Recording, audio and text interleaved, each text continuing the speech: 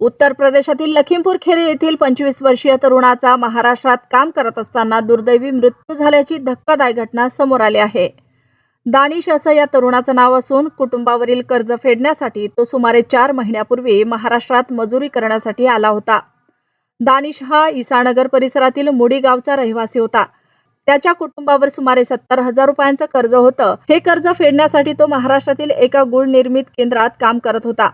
मात्र 21 ऑगस्ट रोजी दुपारी सुमारे 2:25 काम करत असताना अचानक त्याच्यासोबत भीषण अपघात झाला. मिळालेल्या माहितीनुसार दानिश गुळ तयार करण्यासाठी वापरल्या जाणाऱ्या काहिलीच्या जवळ काम करत होता. अचानक त्याला चक्कर आली आणि त्याचा तोल गेला. तो थेट उकळत्या गुळाच्या काहिलीत पडला. दानिशच्या किंकाळ्या ऐकताच आजूबाजूचे कामगार त्याच्या मदतीसाठी धावले. त्याला बाहेर काढण्यासाठी मोठ्या डावाचा वापर करण्यात आला.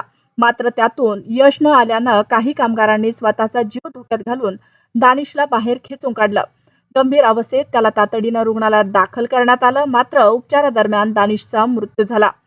दानिशचे 2 वर्षापूर्वी लग्न झालं होतं. त्याच्या कुटुंबात पत्नी, आई-वडील, मोठा भाऊ, बहीण आणि अवघ्या 2 महिन्याचा मुलगा आहे. कुटुंबाचं कर्ज फेडण्यासाठी महाराष्ट्रात आलेल्या दानिशचा मृत्यू झाल्यानं त्याच्या कुटुंबावर दुःखाचा डोंगर कोसळला आहे.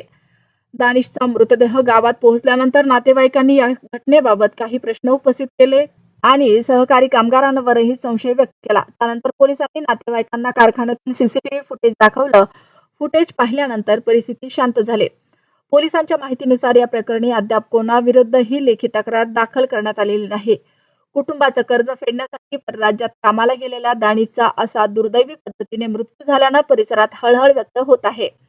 या घटनेमुळे परराज्यात रोजगारासाठी जाणाऱ्या कामगारांच्या सुरक्षिततेचा प्रश्न पुन्हा एकदा ऐरणीवर आला आहे.